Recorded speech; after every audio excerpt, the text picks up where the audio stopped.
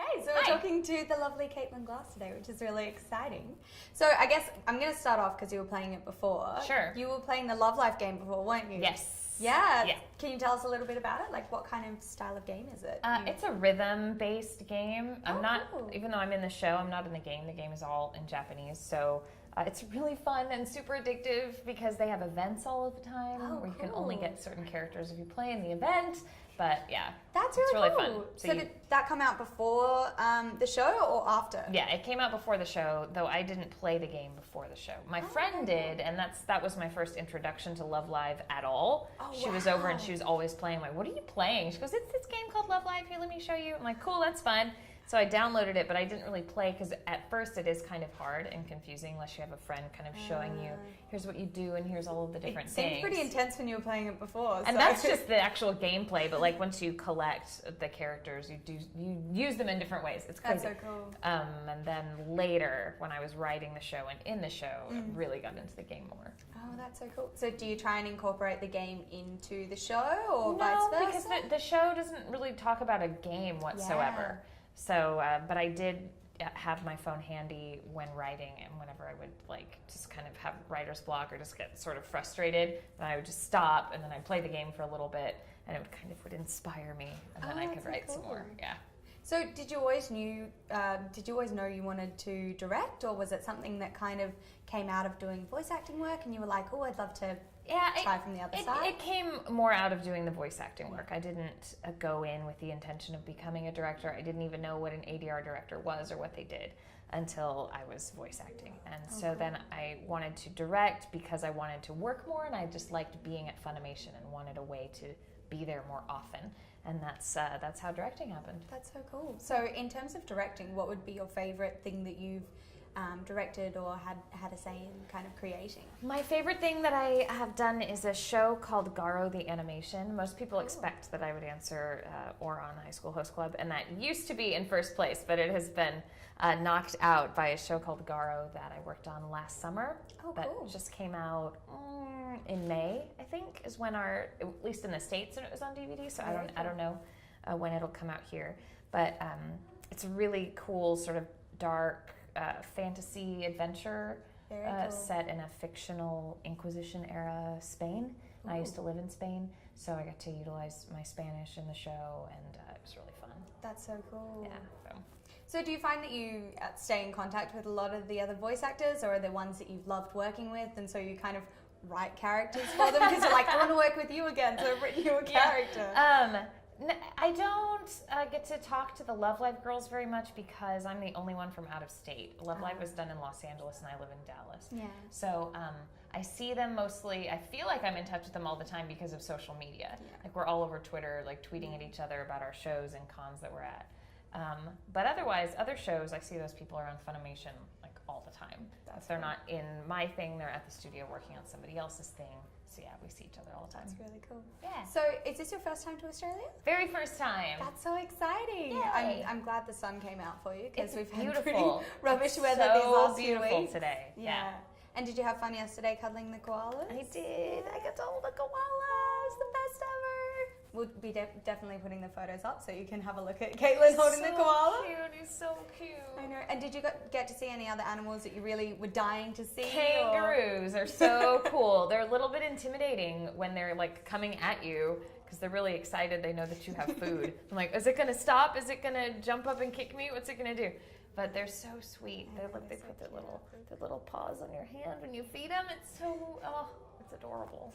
That's adorable. So do you do a lot of cons around the world? Do you get to travel a lot with your job? I do a lot of cons around the States, and occasionally I get to go out of the country to do one, like right now. Yay! So it's my first time in Australia, but I've been to about 2 conventions in the UK, one in London and one in Leicester. And so I guess this is really only my 3rd overseas convention. That's really Usually cool. I stay in the States, though I know plenty of people that come to Australia and New Zealand frequently throughout the year and go to the UK because they have their like those MCM expos are in all of the major cities through England and Scotland and Ireland and stuff. That's so cool. Yeah. That's so exciting. I lied. I've been to Ireland.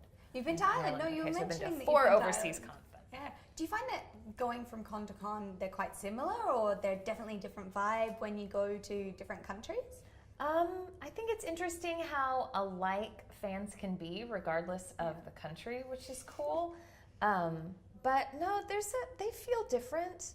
I think it seems here, AVCon feels like more of a production, which is cool. Like I can tell that everybody that's involved is really proud of it and working towards it all year. As a staff member, I can confirm. And so once it happens, it's like, look at this thing that we made.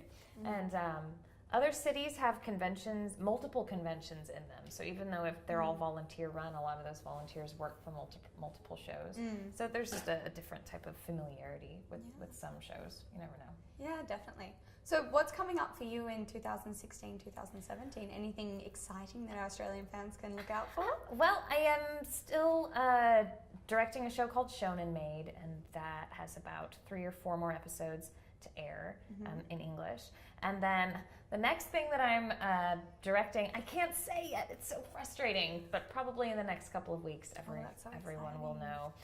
Can you give us a tidbit around like what the theme is or the storyline? No, that'll probably totally give it away. Wow. But I could say that people can probably guess. Okay. Right, but even if you said, is it this? I couldn't confirm. You can neither confirm nor deny. Exactly. Yeah. So, but I'll have 2 things for broadcast dub that I'll be working on soon. Otherwise, other conventions coming up. There's a big one in Baltimore called AVCon, and I haven't been back. I haven't been to AVCon since before Oron came out. Like 2007 was the last time I went to AVCon, and I cannot believe that. But the new release of the new dub of Escaflowne is at the end of the year, so they are doing a big promotion for that. So I get to go to Baltimore with the cast of Escaflowne and talk about it. That's so exciting. So where do you see yourself in 5 years' time in terms of, do you want to be doing more directing or more voice acting, or is there something exciting you want to try that's completely different? Or I don't know. Right now I love what I'm doing, and I hate to forecast that in 5 years I won't love it anymore. But that's kind of the thing with actors. That's the reason that we're actors, because we don't like doing the same thing for too long. So, and it is, while it's fun and exciting, there is a bit of a routine to it. So it's nice that with broadcast dubs, every 3 months, a new show comes along to keep me interested. I honestly don't know how long that's going to last, however. I do have a couple of goals, though they're not the type of goal that I can aim towards knowing I will absolutely achieve it, because the achievement of them is actually out of my hands. Like I really want to direct the voice direction for a film that goes into the cinema. that would be very cool. And a show that ends up on television. But oftentimes, we usually don't know if our shows are going to be on TV. We start working on them on our regular schedule, and someone in marketing then shops it to a network, and then after the fact we find out, oh hey, we're putting this on TV. Okay, cool. And movies we do plenty of feature-length things, but they don't always go to the theater. And even if it was for limited release, it's just going to be 2 weekends, I still want to do that. I want to hear everything in a big, massive theater and see it on a giant screen. Well, I guess in a way, I feel like anime is becoming more of a global phenomenon, more and more. So we are seeing a lot more anime movies coming out in the cinemas, which is really exciting. Yeah, so. there's a film for Garo the animation that just came out in Japan in May, so I keep my fingers crossed that we'll get that, and then it would be something that Funimation would try to put in the theater. We'll see. That would be so exciting. Yeah. So is there anything you're looking forward to seeing this weekend or doing this weekend?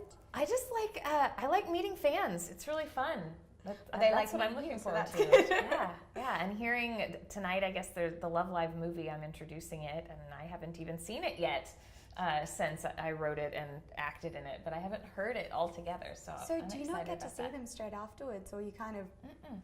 Wow, that's interesting. And with Love Live, I wasn't even given a copy. I had to buy my copies.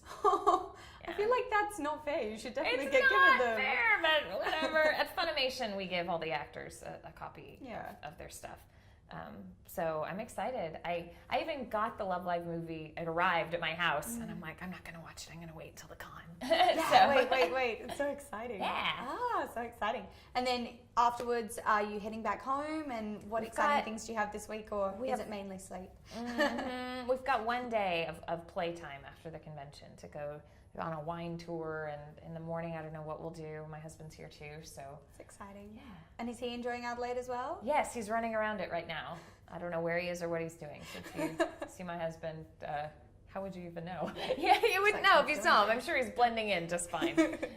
Well, thank you so much for coming. We Of really course. appreciate you Thank coming you all the guys way for over to having me. Australia. So we're really excited and Thank you. hope you enjoy our con as much as we do. Thank you.